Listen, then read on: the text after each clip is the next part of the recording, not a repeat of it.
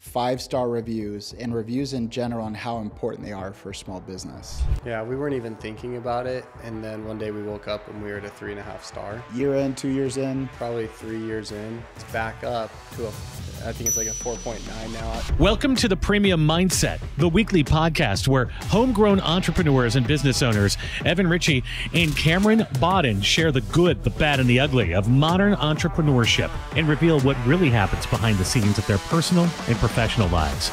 As owners of two of America's fastest growing and most disruptive companies, Coconut Cleaning and Green Mango Pest Control.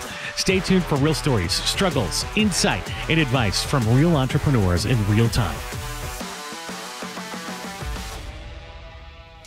About 13 years ago, there was a study performed and it ended up costing tens of millions of dollars.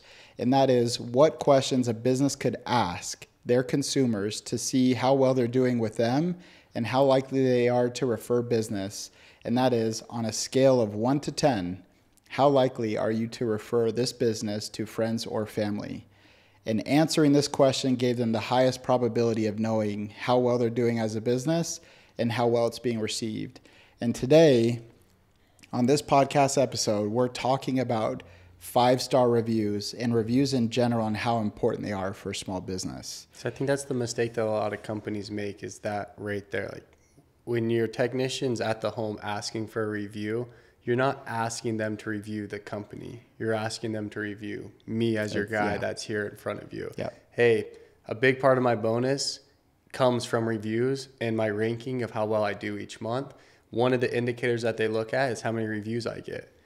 Would you mind reviewing me today, on how well I did? That's all it is. But if you make it about the company, it's now detached a little bit and they're like, sure. But if you did a good job, you went all out for them, and someone asks you that question, like, you're going to do it for them.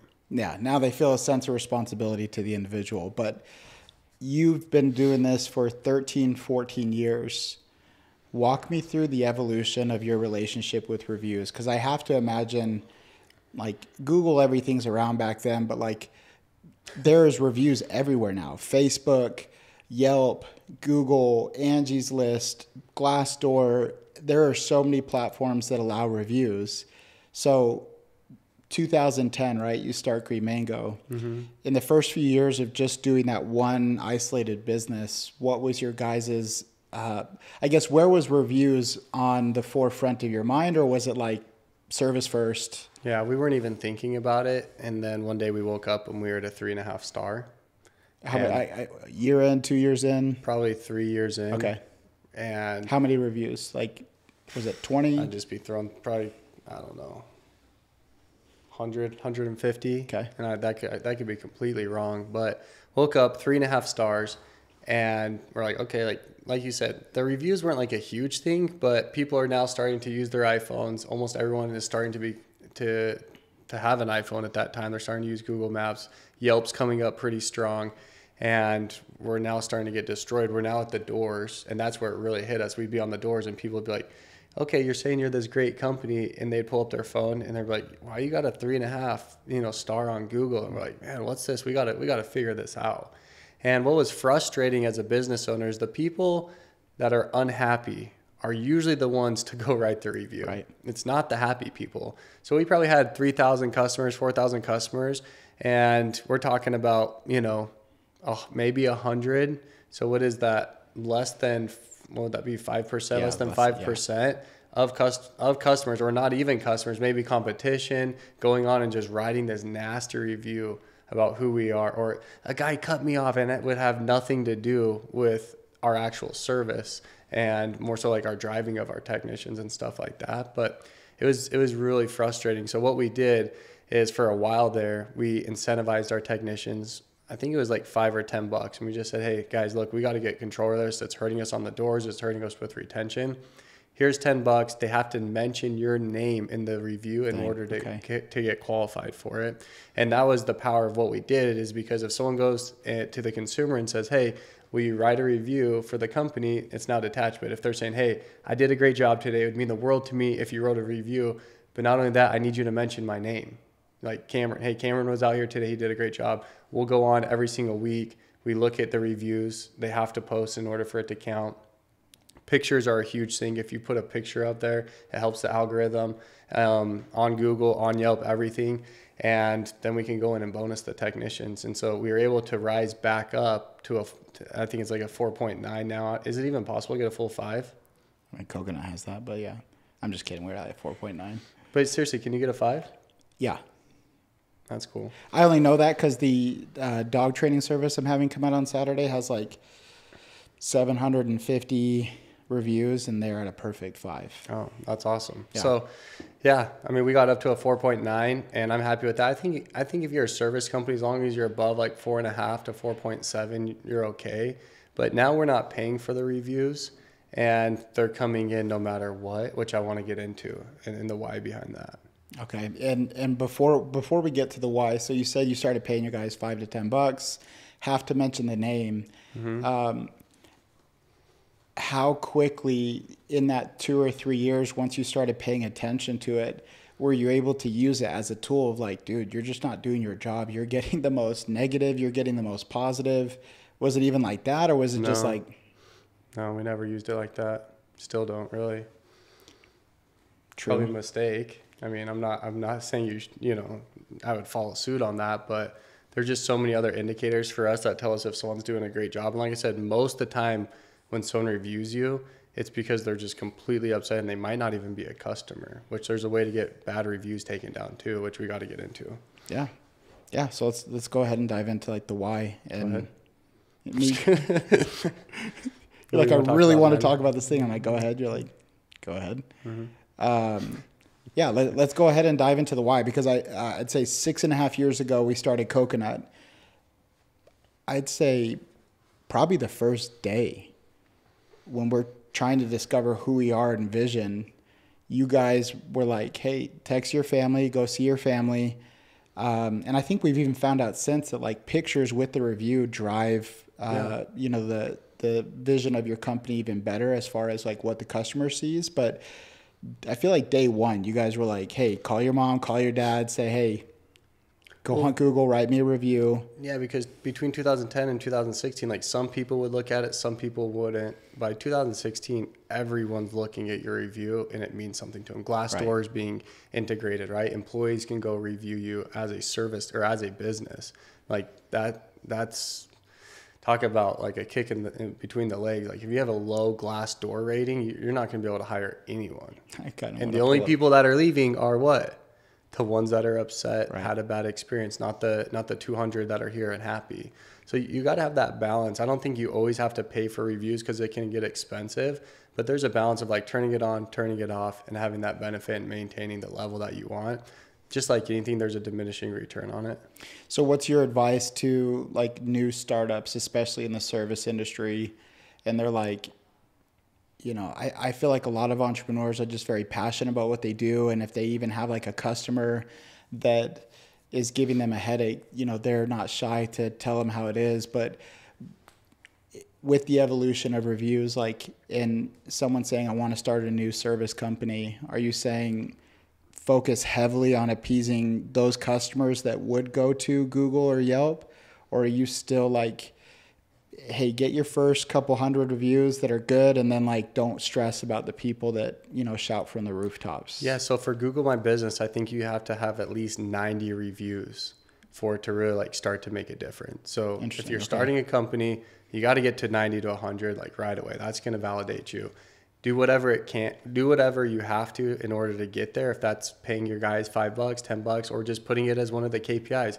If you set the standard from the beginning of, hey, I need you to follow this checklist from the beginning with the customer, the front door script, after you say what it is, pull out your review page or link, send it to the customer, ask them for a review. If you make that part of their job and it's ingrained from day one, which is why I think Coconut's been able to succeed so quickly and have, those things that like reviews that we didn't have to, learn that painful lesson on, is because you set that tone from the beginning. And that's what's important with people when you're starting a company, but you got to at least get to that 100. So I'm curious too, what's your relationship with reviews? Like when you're using another company, like are you stressed about it? Are you going like click on reviews right to that 1 star? Glad you asked. Yeah. No, I'm just kidding. For me, would I rate a 1-star or will No, I no, review? like let's say you're about to go to a restaurant or book a hotel. Are you big into checking reviews yourself, or are you kind of like, if I hear it from a friend that hotel's good, I don't care if it says 2-star online because my friend said it's a great hotel. Right. What's your check relationship with like reviews? we're planning some trips this summer, and we're looking at all the reviews at the house, and we're heavily into reviews on that. I love that. But with the filter of like knowing, okay, most people write reviews when they had like the worst experience, or they're just bitter, or it's competition. Okay, but I will follow up that question again because I feel like I could use that for another topic. But are you willing to overlook a positive reviewed company if your friend said to you personally, like, do not use them, at a terrible experience? Yeah, for sure. Yeah. So, because that's one scenario. Who knows what he was going through in his life? What happened with no company's perfect, so I don't expect a company to be perfect. We're far from it. But if they have 200 5-star reviews, and you're reading through them, and they're genuine reviews about a picture of a technician, a picture of a truck, him doing his work. Like, Joseph was awesome today. He knew my dog's name when he came up to the door. It's like, okay, like that's legit. I love that. And so you've taken that belief system into the Hype Farm family of like all these different service businesses. And again, like 7 years ago when we started at Coconut, you were like, get those reviews, call friends, call family, discount services. Like, hey, I'll do that area rug for free if you're willing to go online, write a review. We've taken that a few steps farther with social media, but you guys do so many like add-ons for free. Your thing is like, what's your thing at the end? Like, if you upsell them, like throw an additional chair for them for free. It's going to take you 5-10 minutes. It's no cost, but like provide more value, right? What's your catchy saying? Like the give. The give. Yeah. So we just always want to, like, if they paid truly $500, I want my guys doing $700 to $900 in real work, so that they see like, hey, we did all this stuff, but I also threw in that couch and I threw in this area rug at no charge. I left it on the invoice, so you know what it is if you wanted it in the future, but I did that at no charge. So you always end with that, like, but that's what's so cool. Like, and that works at Coconut, but it doesn't work at Green Mango, because when they're there and they're saying, I just don't have the $200 for the couch, but you upsold them a sofa and tile cleaning. Right before you're done, you say, hey, if I throw this in, will you just write me a review? Like, they rank me on reviews. It would mean the world to me. It's not going to cost the company any more money. It's just my time, and I'm willing to sacrifice that if you leave me a review when I'm done. Is that cool? Yeah. They're like, yeah, you go clean that couch. You were going to do it anyways, and now you got something out of it. So it's like the yes if principle. Yeah. But because what I want to get into is that I started pushing this card, which I want to talk about, because I was at my barber shop the other day. Can I show the Coconut one? You're only showing the Green Mango one. No. Just Coconut if you could, for just life. to the camera. Coconut for life. Oh my gosh. I was at the barber shop. I was checking out, and right there, just like a little sticker, they had the QR code. It's like, please help us and leave a review. I'm like, all right. Opened up my camera, scanned the QR. Literally took 7 seconds. And it was the ease of it. I was like, that's why so I started analyzing, okay, when do I don't write a ton of reviews, but when I do, it's when it's most, that sounds really bad, but when it's convenient for me and when it's easy, right? So I had this idea. I'm like, okay, I want to create a card for these technicians, but it can't just be like your normal everyday card, because technicians will lose it. So I want it to be something like substantial for them. So I had marketing, make this Coconut, card. But what's cool, I'm going to have them engrave the technician's name. So it's more personalized for them. It's a metal card. So it's like super durable. Like, the technician's not going to want to lose this. And then on the back is the QR code to leave a review. So what's cool is, for technicians at the front door when they're leaving, it's giving the pitch that we've talked about. Do you mind pulling out your phone really quick, scanning this QR code for me? Or when the technician's in the home, he just got done cleaning the sofa, they're like, yeah, well, I'll leave a review. Cool, you clean it. And they're like, oh, let me grab this real quick. And you just hand it out. That's easy. Everyone always has it with their phone. Everyone's already logged in, and that's easy. And we'll get more reviews. The other thing that's been a game changer for us is the software called Applause. And what Applause does is it automatically, once a job is completed, so it's synced with our CRM, once the technician completes the job, it sends the consumer a text message and basically just says, hey, how did I do today? Do you mind leaving me a review or rating my service? Like, it changes every couple of months. We switch it up. But basically what it does is it rotates between the consumer being able to just, once again, with ease, get the text message, click on the link, rate review us, and then they're done. So within 10 seconds, we can get a review. That's been awesome. Or it rotates and asks for a tip. Right. Hey, do you mind tipping today? And they get, 10, 15, 20 bucks. And that goes all to the technician. We don't collect any of that. But those two things and this I'm really excited about because I think it'll help us, gain a lot of reviews. And what I'm hoping for, instead of paying $5 or $10 per review, I think we should just do a drawing once a month for like Beats headphones or like a $200 to $300 prize. That's like, hey, if you got a review, your name's going in the hat and we'll draw from it. So it's not like we're having to pay out per review, but we're doing a drawing at the end. So there's a little incentive there. And it's a way to rank them, on how well a technician's doing as well. So. Right. So let's talk about the correlation between customer referrals, word of mouth, and reviews. Because you say it's hard for Green Mango, but I feel like you've gotten creative in the last 6 to 7 months off my ideas, where you have someone that's really happy with the service. Who got the cookies again? What? Who got the cookies? Who'd you send cookies customer. to? So if a customer refers another customer, you would send a box of cookies to the customer that referred, and with a little note that said, thank you. Yeah. Right? So I feel like, what? I can't argue with you when you say I feel like, so go ahead.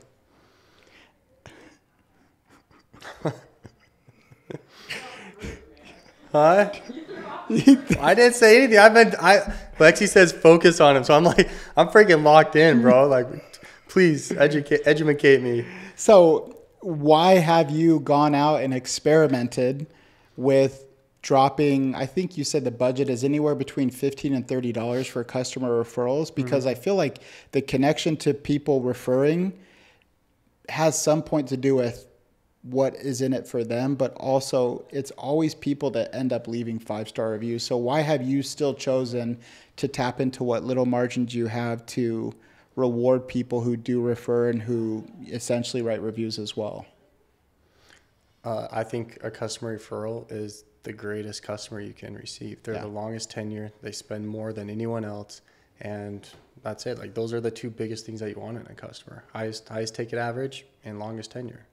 So that's why I always want to be trying to dive into, and with the cookies, I don't even think we put an ask in there. We just said thank you. I didn't want to ask because that's not what it was for. It's truly like, hey, thanks for referring out the business.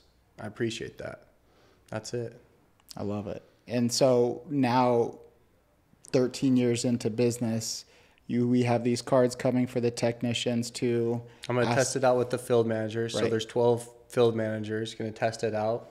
I hope they don't lose them. Like, if I got this as a technician, I was thinking maybe putting like a bottle opener on it so they like have it. I don't know. We could test it out a little bit more. But if my name's on here and it's metal, like, you're not leaving this at home, are you? That's the coconut one, but $25, right? 25, $30 for this to make? Yeah. Okay. So how will you know if this is a success or not? The 12 people that I gave it to, if they start popping off on reviews.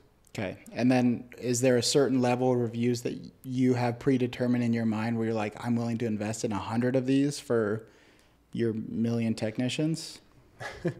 No, I haven't gone that far, but I want to test it out, see how many we get, see if they keep them, see if they like them.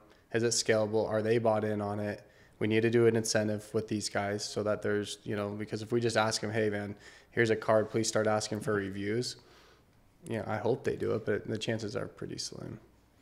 So where on the area of focus would you say you would want to put this on a technician's radar, a field manager, right? So we have premium service, do the job right,